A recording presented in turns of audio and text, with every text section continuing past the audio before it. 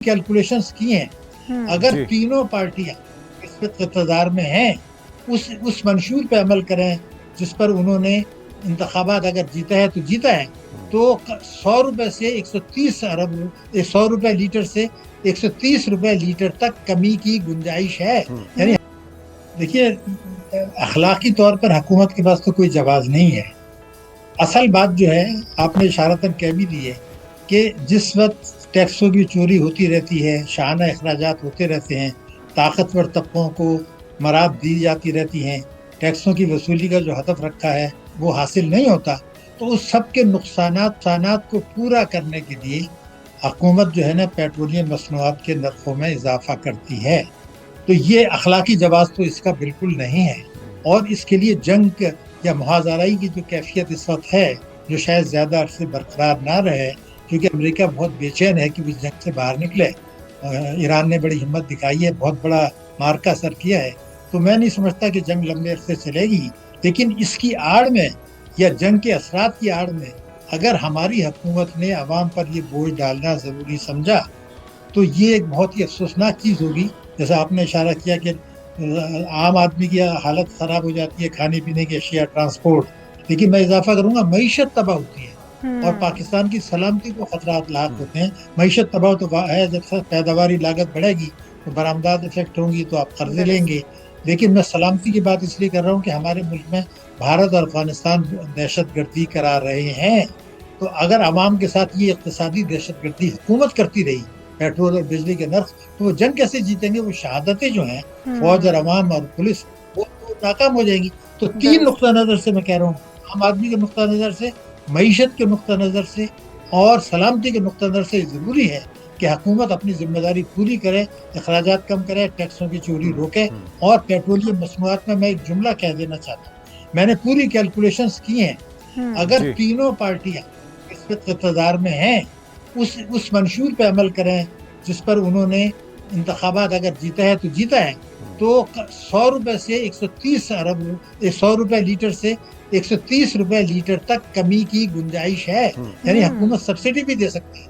इसलिए कि आप अगर 16, लेकिन इसके लिए तो डॉक्टर साहब ख्वाहिश होनी चाहिए, विल होनी चाहिए, लेकिन ऐसा तो कुछ मामला नज़र नहीं आता। जो इनके निर्गे में आ चुका है वही उसी को दबाया जा रहा है, उसी को निचोड़ा जा रहा है।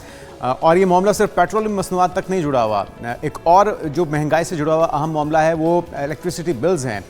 7.2 ट्रिलियन रुपीस जो है उससे ज़्यादा कैपेसिटी पेमेंट्स में दिए गए हैं आईपीपीएस को पिछले 5 सालों में, और 476 अरब रुपए एफबीआर की रिपोर्ट है, कामा कमेटी को, सेनेट की कामा कमेटी को जो पेश भी की गई है, वो निकाला गया है बिजली के बिलों में टैक्स की मद में।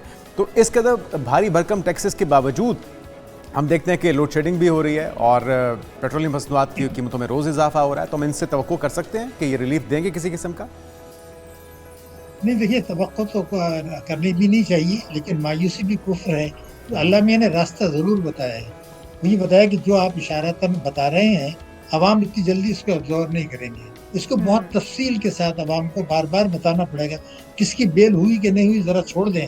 कौन सा सियासी लीडर जो है अपने इंतखाबात के लिए एक ड्रामेबाजी कर रहा है, उसको भी छोड़ दें आप। वो तो अवाम का क्या ताल्लुक है, वो अपने इलेक्शन के लिए कर रहे हैं। हमारा ताल्लुक पाकिस्तान है, हमारा ताल्लुक पाकिस्तान की मईशत है। तो अभी आपने जो चंद बातें तवानाई की कही, उससे पहले पेट्रोल की कही, वो आम बातें हैं। पेट्रोल की कीमतें, बिजली की कीमतें और गैस की कीमतें ये इंटरकनेक्टेड हैं। एक बढ़ेगा तो सब बढ़ेगा, क्योंकि आप है ना, तो ये तो बात है। लेकिन ये सारी कनेक्टेड किस चीज से? टैक्सों से और पेट्रोलियम लेवी से और भत्ते से और बैंकों से कर्जे लेके सर्कुलर डेट कम करना, और उसके बावजूद सर्कुलर डेट जो है आपका फिर बढ़ गया। बिल्कुल सही। तो ये तो तमाशा है ना। ये हमें ये चाहिए कि अवाम को बताएं कि भाई आपकी में जो तकालीफ है, परेशानियां हैं, आप अपने अगर बच्चों को खाना नहीं खिला सकते, बिल अदा करने के लिए, वो बिल जो बिजली बार बार लोड शेडिंग होती है, वो करने के लिए आपको कुछ करना पड़ेगा। अच्छा डॉक्टर साहब, अवाम को तो हम भी कोशिश कर रहे हैं कि शायद उन्हें समझाया जा सके कि इस वक्त उनके साथ किया क्या जा रहा है, लेकिन जिस तरह आप कह रहे थे कि 100 रुपये से 130 रुपये के बीच में कीमतें लाई जा सकती हैं और ये आइडियल सिचुएशन हो सकती है अगर इस तरह से हो जाए तो। और मुमकिन किस तरह से है? क्या आलमी मंडियों में तेल की कीमतें नीचे आई हैं उस हिसाब से आप कह रहे हैं, क्योंकि जंगी सूरत हाल में तो कीमतें हम ऊपर ही जाते हुए देख रहे हैं, नीचे अभी तक नहीं आ रही हैं। तो फिर किस तरह से आप बताएंगे, थोड़ा समझाएंगे ताकि हुकूमत को, जी जी बिल्कुल, ताकि हुकूमत को शायद इससे कोई बात से फ़र्क पड़े, असर हो जाए और वो इस तरीक़ेकार पर गौर करें। देखिए, मैं समझता हूँ जंग की जो सूरत हाल या मुआवज़े की सूरत हाल है, इसमें पेट्रोल के तेल के नर्खों में उतार चढ़ाव आता रहेगा। मेरे ख्याल से चंद दिनों में आप देखेंगे कमी भी होगी, मगर उससे कोई फर्क पड़ने वाला नहीं है। असल फर्क जो पड़ेगा वो ये पड़ेगा कि जो आप 1676 अरब रुपए का पेट्रोलियम लेवी ले रहे हैं, पेट्रोलियम लेवी क्या चीज है? टैक्स तो नहीं है, ये तो टैक्स तो नहीं है, क्योंकि टैक्स होता है तो सूबों को हिस्सा जाता है, ये भत्ता है। और मैं आपको बताता हूँ 2003 में, अभी 23 साल पहले ये बात हुई थी, उस वक्त पेट्रोलियम लेवी 2-3 रुपए हुआ करता था कि हम बिजली की चोरी रोक के इसको सिफर कर देंगे और जो है सेल्स टैक्स जो है वो कम कर देंगे और टैक्सों की वसूली बढ़ेगी। अब क्या हुआ, वो 100 रुपए से 80 रुपए और 100 रुपए पर आ गया, टैक्सों की चोरी बढ़ गई और सेल्स टैक्स बढ़ गया और टैक्सों की वसूली गिर गई। हमें अब आवाम को ये बताना है कि जनाब ये 1676 अरब रुपए जो है ये सिफर होना चाहिए, भत्ते का कोई सवाल पैदा नहीं होता। मेरा समझाने के लिए ये है कि मेरी फिगर्स को आप छोड़ दीजिए, हालांकि मैं फिगर जो दे रहा हूँ वो सिर्फ स्टेट बैंक की और मिनिस्ट्री फाइनेंस की है, मैं अपनी फिगर कभी देता नहीं। लेकिन जब शहबाज शरीफ साहब ने ये कहा कि 15,000 अरब रुपया FBR कम वसूल कर रहा है, इसके बाद भी वसूल नहीं कर रहा, 15,000 की वसूली नहीं हो रही, मगर मुबारक सलामत जारी है, मुबारकबाद दी जा रही है FBR। कभी वजीर खजाना देते हैं, कभी वज़ीर आज़म देते हैं, कभी वहाँ के चेयरमैन साहब खुद जो है अपने आप को मुबारकबाद देते हैं, हालांकि टैक्स GDP का तनासुब गिर रहा है। तो मेरा सवाल जो है वो कि 15,000 अरब रुपए का अगर आप थोड़ा भी हिस्सा वसूल कर लें तो 130 रुपए कमी की जा सकती है, क्योंकि भत्ता खत्म हो जाएगा।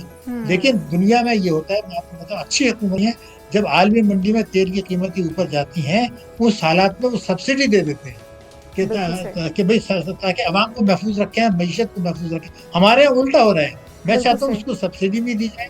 तो अगर ये 15,000 अरब रुपए जो वज़ीर आज़म ने कहा और सूबों ने की बात उन्होंने नहीं की, वो मैं बता देता हूँ, 10,000 अरब रुपए, ये 25,000 अरब रुपए का अगर 1/3 भी कर लें आप, जो जिम्मेदारी है हुकूमत की, सुबह